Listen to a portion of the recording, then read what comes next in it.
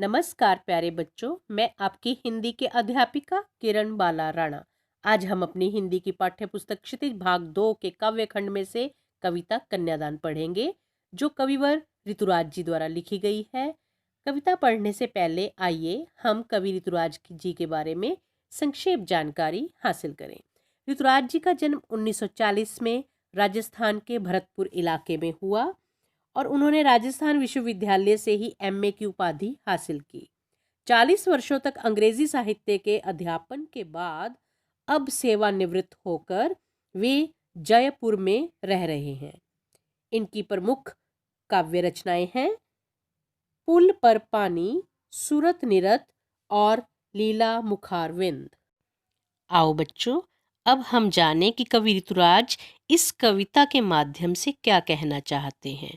जैसा कि आप सब जानते हैं, भारतीय परंपरा में कन्यादान विवाह संस्कार की महत्वपूर्ण रस्म है, जिसमें माता पिता अपनी संपूर्ण पूंजी व अपने दिल के हिस्से को वर के हाथों में सौंप देते हैं। जब घर से पुत्री की विदाई होती है, तब माँ अपनी पुत्री को उसके नए जीवन जीने की सीख, अपने सभी अनुभवों को अपनी बेटी के साथ साझा करती है। वह उसे सीख देती है कि जब तुम नए घर में जाओगी, वही असली घर है। तुम्ही ने जिम्मेदारी से उस घर का ध्यान रखना है। परंतु कवि ऋतुराज अपनी कविता में जो माँ के द्वारा बेटी को सीख देने के लिए प्रेरित कर रहे हैं, वे थोड़ी सी हटकर है। कन्यादान कविता में माँ बेटी को स्त्री के परंपरागत आदर्श रूप से हटकर सीख दे रही हैं। कवि का मानना है कि समाज व्यवस्था द्वारा स्त्रियों के लिए आवरण संबंधी जो प्रतिमान गढ़ लिए जाते हैं, वे आदर्श के मुलम्मे में बंधन होते हैं। कोमलता के गौरव में कमजोरी का उपहास छिपा रहता है। लड़की जैसा ना दिखाई देने में इसी आदर्शीकरण का प्रतिकार है।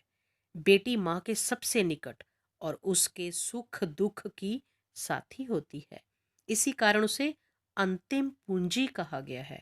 कविता में कोरी भावुकता नहीं, बल्कि माँ के संचित अनुभवों की पीड़ा की प्रामाणिक अभिव्यक्ति है। इसी छोटी सी कविता में स्त्री जीवन के प्रति ऋतुराज जी की गहरी संवेदनशीलता अभिव्यक्त हुई है। आइए बच्चों, अब पढ़ते हैं कविता। कितना प्रामाणिक था उसका दुख, लड़की को दान में देते वक्त। बच्चों, यहाँ कवि ने कन्या विवाह के बाद बेटी को उसकी ससुराल भेजते समय माँ की अंतर्वेदना को चित्रित किया है कि माँ का दुख कितना स्वाभाविक होता है जब वह अपनी पुत्री को दान करती है, उसका कन्यादान करती है। बहुत अंतर से दुखी हो जाती है वह, जैसे वही उसकी अंतिम पूंजी हो। उसके पास कुछ भी शेष नहीं बचा है जिसे अपना समझ सके, क्योंकि पूंजी के तौर पर पूरी आयु भर वह अपनी पुत्री से अपने सुख दुख साझा करती है, उसे अपने निकट समझती है। लेकिन जब विदाई के वक्त उसे दान करती है, तो माँ को ये एहसास होता है कि आज उससे सब कुछ छिन गया।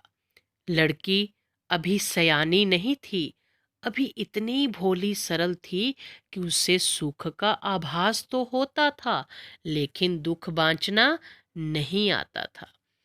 अब जो माँ है, वो अपने मन में क्या उद्गार उसके जो हैं आ रहे हैं कि बेटी अभी मेरी सयानी नहीं हुई है, वह बहुत बड़ी नहीं हुई है, वह इतनी भोली है कि वह सुख की कल्पना तो करती है, लेकिन जीवन में आने वाले दुखों से वह अपरिचित है।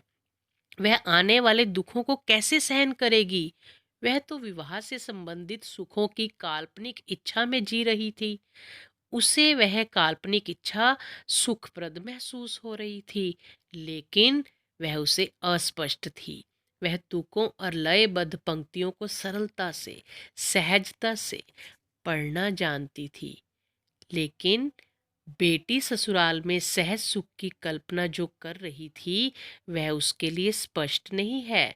ससुराल की कठिनाइयां उसे पूर्णतः अभी ज्ञात नहीं है। यही सोचकर माँ मन में व्यथित हो रही है। बच्चों, अगली पंक्तियों में माँ अपनी पुत्री को सावधान कर रही है और सावधान करते हुए उसे सीख दे रही है। कैसे? माँ ने कहा, पानी में झांक कर अपने चेहरे पर मत रीझना। आग रोटियां सेकने के लिए है, जलने के लिए नहीं। माँ अपनी पुत्री को कहती है कि पानी में अपने चेहरे को देखकर इतराना मत, खुश मत होना। कहीं दर्पण में अपनी सुंदरता देखकर स्वयं पर ही मोहित हो जाओ, ऐसा नहीं करना। और जो आग होती है ना, वो रोटियां सेकने के लिए होती है, आत्मदाह अथवा आत्महत्या करने के लिए नहीं।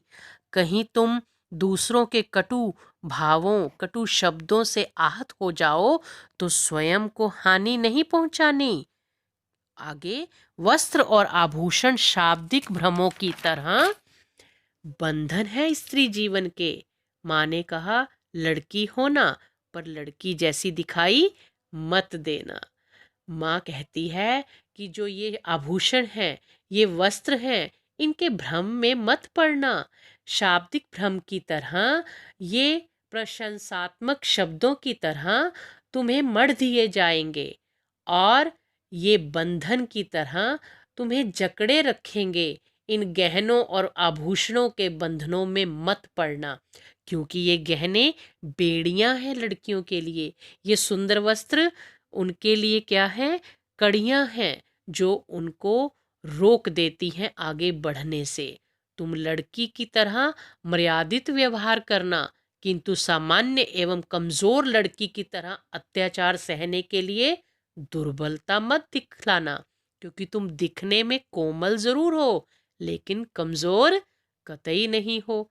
इसलिए कोमल दिखना लेकिन कमजोर नहीं, क्योंकि कमजोर स्त्रियों का ही जो है लोग लाभ उठाते हैं। तुम हर तरह के शोषण का साहस पूर्वक मुकाबला करना। इस प्रकार बच्चों, माँ अपनी पुत्री को यह सीख देकर विदा कर रही है।